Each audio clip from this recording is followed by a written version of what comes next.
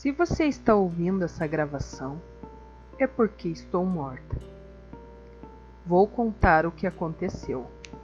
Meu nome é Ana e tenho 16 anos. Eu estava voltando da escola com meus amigos quando cheguei em casa. Encontrei um bilhete na mesa. Estava escrito: Filha, saímos e vamos voltar em 4 horas. Não saia de casa até chegarmos. Nesse momento fui até o computador ver meu Facebook, quando um usuário me passou um link. Entrei no site, apareceu uma página qualquer. Saí da página, percebi que já era meia-noite. Cliquei de novo sem querer e foi para um site bizarro. Era uma pessoa sem olhos. Cliquei no botão iniciar e apareceu: Deseja ter uma experiência assustadora? Cliquei em sim. A tela ficou preta e nesse momento apareceu meu quintal. Entrei em choque. Agora estou trancada no meu quarto. Tem alguém querendo arrombar a porta. Esse é o meu fim. Essa gravação foi encontrada em 21 de abril de 2013. Ana é mais uma das pessoas sem olhos que estão na galeria desse site macabro. Eu estava assistindo Hora de Aventura quando aconteceu algo na minha televisão e a tela ficou escura. Eu pensei, ótimo, era tudo o que eu queria, Eu achei que a televisão estava com problema, então eu resolvi desligá-la, só que eu fui impedido por algo que apareceu na tela. E estava passando apenas um show, e eu pensei, como assim? Agora há pouco estava passando Hora de Aventura. Mas eu resolvi assistir mesmo assim. Eu resolvi sentar no sofá e assistir o episódio. O episódio estava começando como de sempre. Porém, era um episódio meio estranho, que eu nunca tinha visto antes, pois não tinha título. O episódio começava com Mordecai e Rigby, que estavam jogando videogame, como de sempre. Mordecai sempre ganhava do Rigby, e Rigby ficava irritado. E aí ele fala que não quer mais jogar videogame com Mordecai. E o Rigby vai para o quarto. Mordecai o segue, mas o Rigby não estava no quarto. Tinha arrumado um jeito de sumir do nada. Mordecai foi atrás de Rigby ao acaso de tentar encontrá-lo. Mas o que encontrou foi algo aterrorizante. Corpos de todas as pessoas do parque. Benson, Thomas, Parulito, Musculoso, Saltitão. Mas Mordecai fica com medo, pois por que seu amigo faria aquilo por causa de um jogo? Então Mordecai acha Rigby, mas o Rigby estava estranho, estava com um bastão na mão. E Mordecai pergunta por que dele estar fazendo isso. E Rigby responde: Você, Mordecai, você é o problema de sempre estarmos juntos. Você resolve as coisas para mim. E você vem me fazendo covarde e fraco. Então Rigby ataca Mordecai. Só dava para ouvir os gritos de Mordecai. A tela estava preta.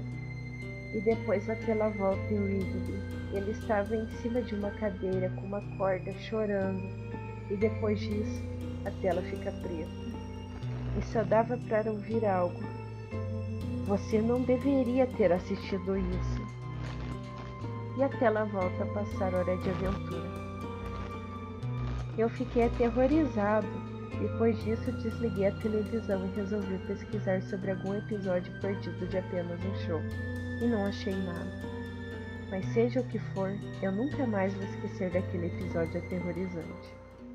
Sou mãe de 4 crianças. 3 delas são meus lindos anjinhos, meus filhos. Eles fazem o que todo garoto normal faz. Se sujam, gritam, todas essas coisas boas. São normais em todos os sentidos, mas minha filha, ela é diferente. Ela é uma criança de 5 anos distante. É boa na escola, escuta os outros. No entanto, ela me dá uma sensação estranha. Ela não é uma criança normal de forma alguma. Toda noite, quando vai dormir, ela grita tão alto. Meu marido consegue dormir mesmo assim. mas eu não. Seus gritos são penetrantes, desumanos. Parece um maldito demônio, não uma criança. Quem sabe com o que ela sonha? Seja o que diabos for, eu não gosto. Uma noite, ela veio ao meu quarto, segurando firmemente o Sr. Aconchego, seu coelho de pelúcia, nas mãos. Ela estava tremendo. Sangue pingava de suas mãos na pelúcia. Mamãe? Perguntou. O quarto estava escuro, então não estava ciente de suas mãos ensanguentadas. Tudo que conseguia enxergar era sua trêmula silhueta, delineada pelo brilho lunar que atravessava a janela. Sim, Elizabeth, respondi naquela noite. Era um tanto estranho que ela ainda estivesse acordada e não na cama, gritando do topo de seus pulmões enquanto dormia, me enlouquecendo. Mas mesmo com aquela gritaria, ela era minha filha, e eu não deveria tratá-la mal. Me desculpe, ela respondeu e foi embora. Ouvi a pia do banheiro abrir por alguns minutos e depois parar. Então seus pequenos passos e o som de sua porta rangendo se fechando. Poucos minutos depois, seus gritos preencheram a casa. Ninguém se perturbava com aquilo, além de mim. Não tinha ideia do motivo dela ter se desculpado. Apenas ignorei e tentei dormir.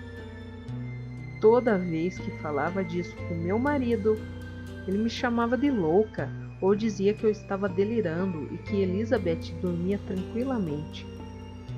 Eu a levei para terapia sem ele saber. Precisava que ela parasse de gritar. Naquela manhã, acordei. O Sr. Aconchego estava manchado com um vermelho muito fraco, assim como suas mãos.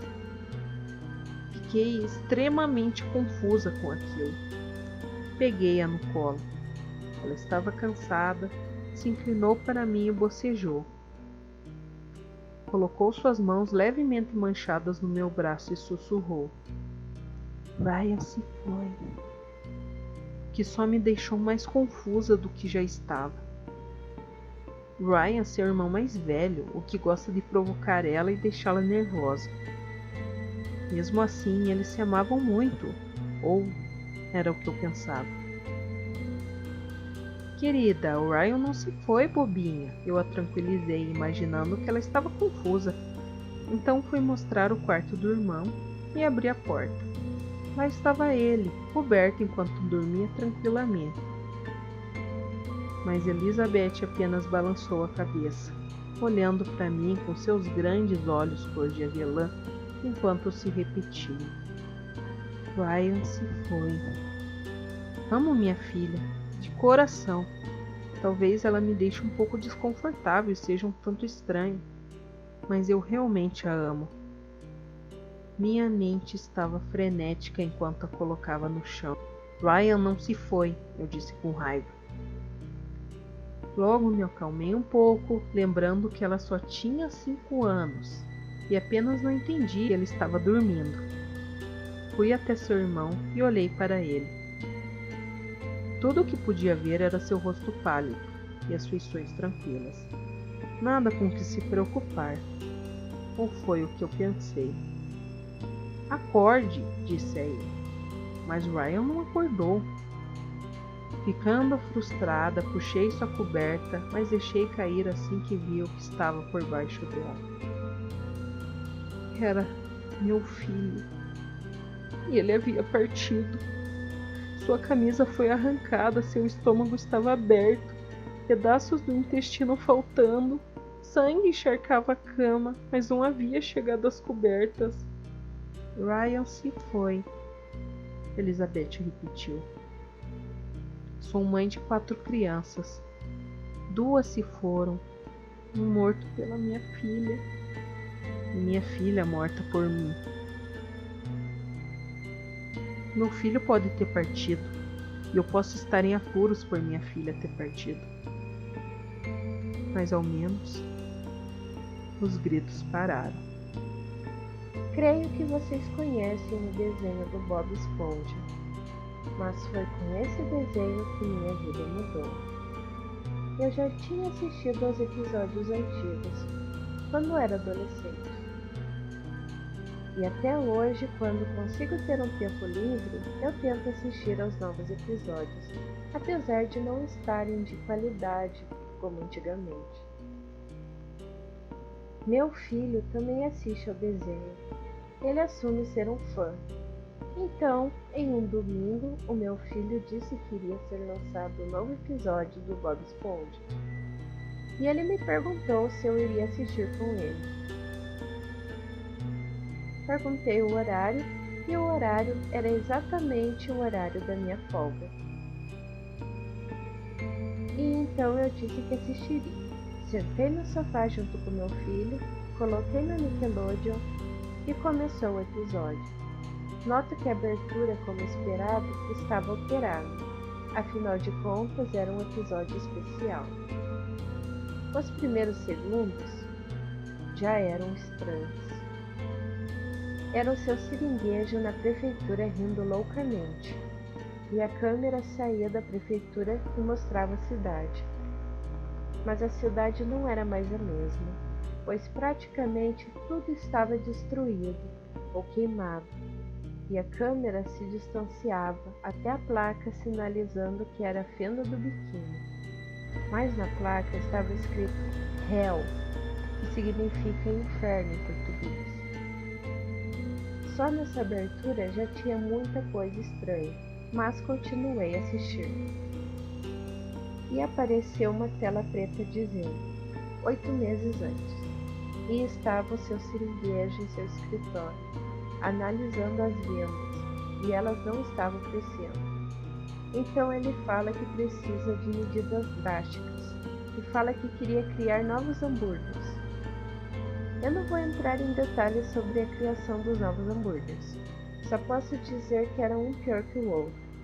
E Seringuejo percebe que ele fez o Siricascudo despencar, e mesmo assim ele queria mais e mais dinheiro. E ele pensa em se candidatar à vaga de prefeito. Nessa hora eu estava estranhando cada vez mais esse episódio, e o meu filho, muito pelo contrário, ele estava adorando. E um mês se passa, seu seringuejo estava em uma caminhada de seu partido com seus eleitores, e tinha vários jornais mostrando que ele estava na liderança. Outro mês se passa, e ele já estava sendo eleito a prefeito. E o episódio terminava ali. Porém, antes do final, aparecia outra tela preta dizendo: a escuridão e o inferno ainda estão por vir. Nessa hora, meu filho perguntava se nós poderíamos assistir a segunda parte, e eu senti que algo estava muito errado. Eu falei que na hora que o próximo episódio seria lançado, ia ser muito tarde, e aquela hora era a hora dele dormir. Obviamente ele reclamou, mas eu não me importava, porque eu estava mais preocupado com meu trabalho e com a probabilidade de meu filho assistir. Era sexta-feira 13, por coincidência, e esse era o dia em que a segunda parte daquele episódio sairia. Esperei até meia-noite, que era o horário que iria passar o episódio. A essa hora meu filho estava dormindo, e minha esposa estava na casa de sua mãe. Sentei no sofá e liguei a TV, e começou o episódio. E como o último, apareceu uma tela preta escrita dessa vez que começa o inferno. O episódio mostrava o siriguejo nadando em dinheiro, e mesmo assim a cidade estava com a economia em ascensão. Porém, Seringuejo declarava uma nova lei que regulamentava a ida de todo o dinheiro para seu cofre. Passa um mês e a população se revolta e inicia uma guerra civil entre a população e os militares.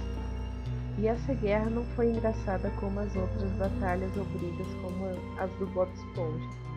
A população estava com facas enormes e os militares armados, sendo que em nenhum momento do desenho as armas de fogo apareceram. Passa novamente um mês e a cidade estava destruída.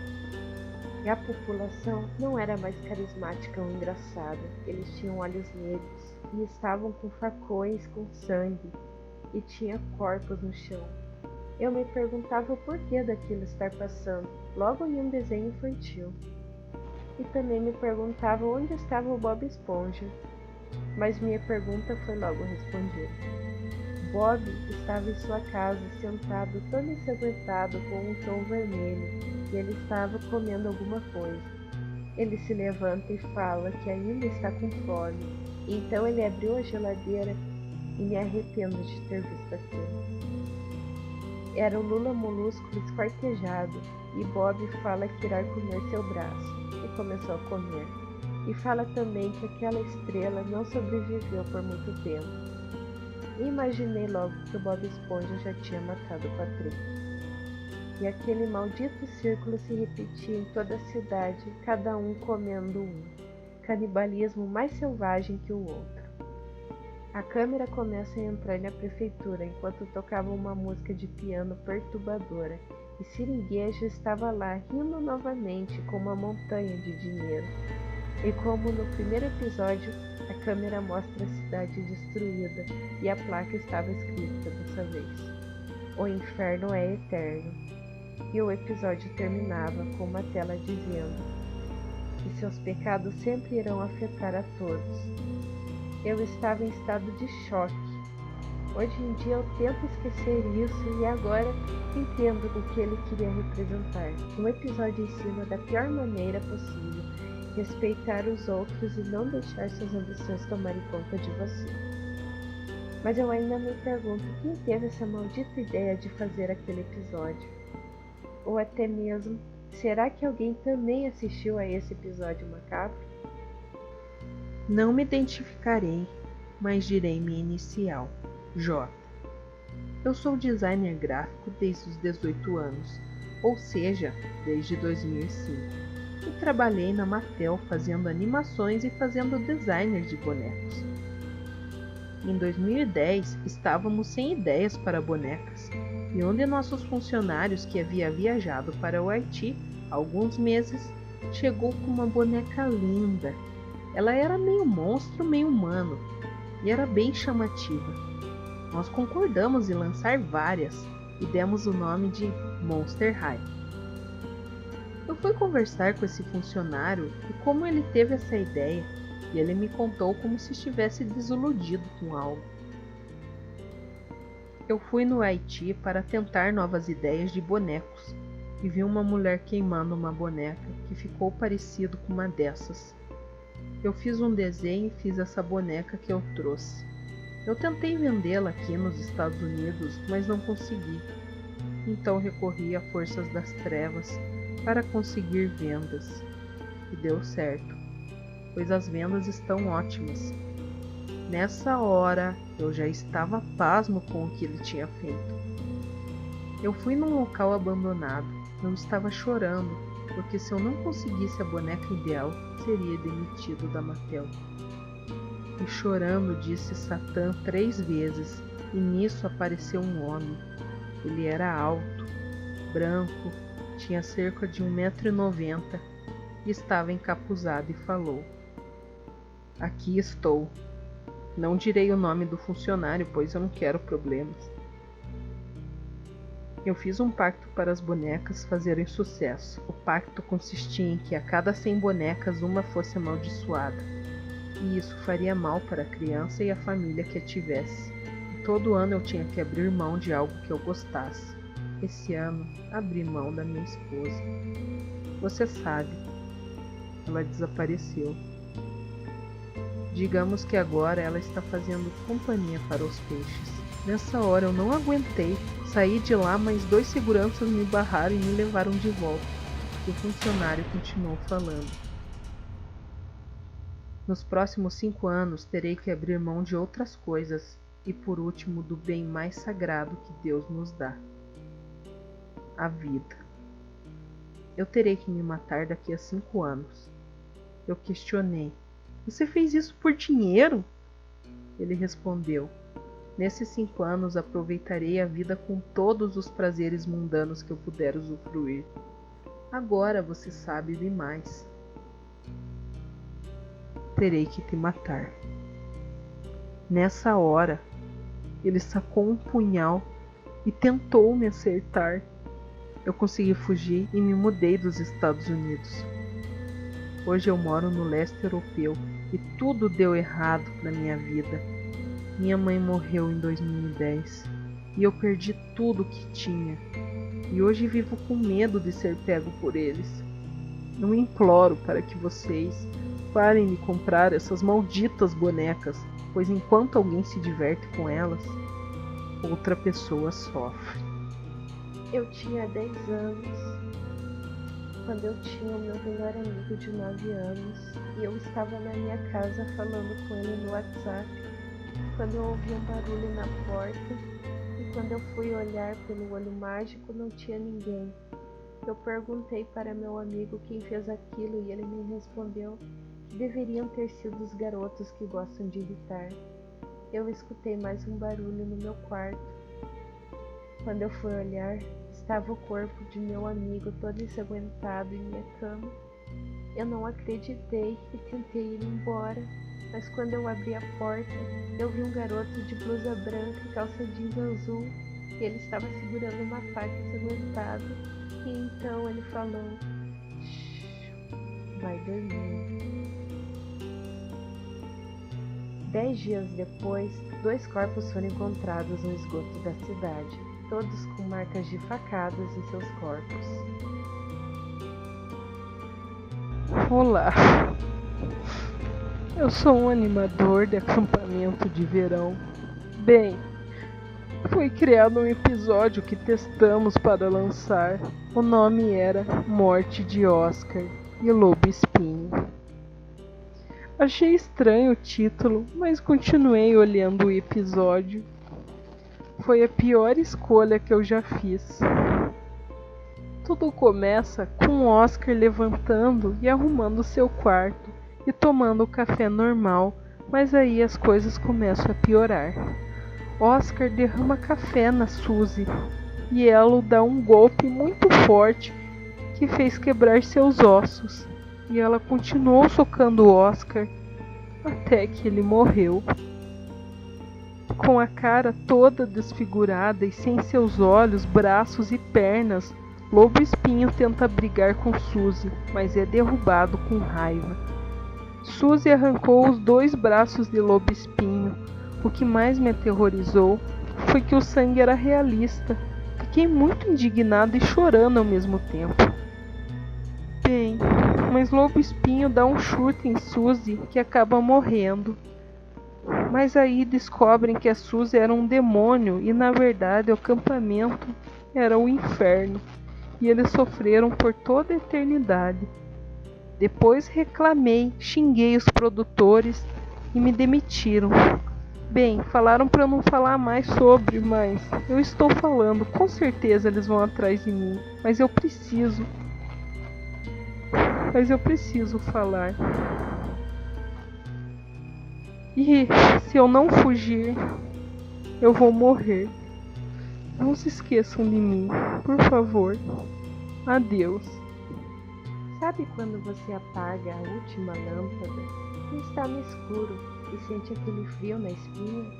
Não importa se é criança, adulto ou velho, você sempre pode sentir o ambiente esfriar de repente, como se seu sangue gelasse só por causa do escuro. A maioria das pessoas deixa a lâmpada do quarto acesa e se foca na claridade do caminho de volta para o quarto. Outros vão correndo, mas poucos olham para trás. Você sabe que não tem nada lá no escuro, ou pelo menos sua mente quer pensar assim. Mesmo quando está deitado e ouve barulhos estranhos, você ignora. Você sabe que pode ser o vento ou algum objeto falso que caiu. Mas lá no fundo, você tem medo de olhar e perceber alguma coisa te olhando de volta. As crianças têm esse medo, mas vão crescendo, sendo treinados para acreditarem que não há nada lá. Eu acreditava. Naquela vez que fui ao banheiro, tinha esquecido de ligar a luz do corredor. Era desnecessário. Eu sabia o caminho. Fui olhando para o chão, com medo de tropeçar em algo no escuro. Estava frio, eu achei normal. Afinal, era noite. Enquanto fazia o que tinha ido fazer no banheiro, senti um pequeno calafrio. E sozinho, estava realmente apertado. Era um alívio. No caminho de volta, ouvi um estalo atrás de mim e me arrepiei. Nessa hora, nosso cérebro começa a procurar uma explicação para o que está vendo. Comecei a vasculhar minha mente, tentando lembrar se eu tinha trancado a porta. E eu tinha certeza que sim. E essa é a hora em que você pensa o quanto seu medo é ridículo e olha para trás para provar a si mesmo que está errado. Eu olhei. O que eu vi fez meu sangue gelar.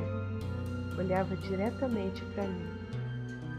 Eu não podia ver seus olhos, mas eu sabia que olhava para mim.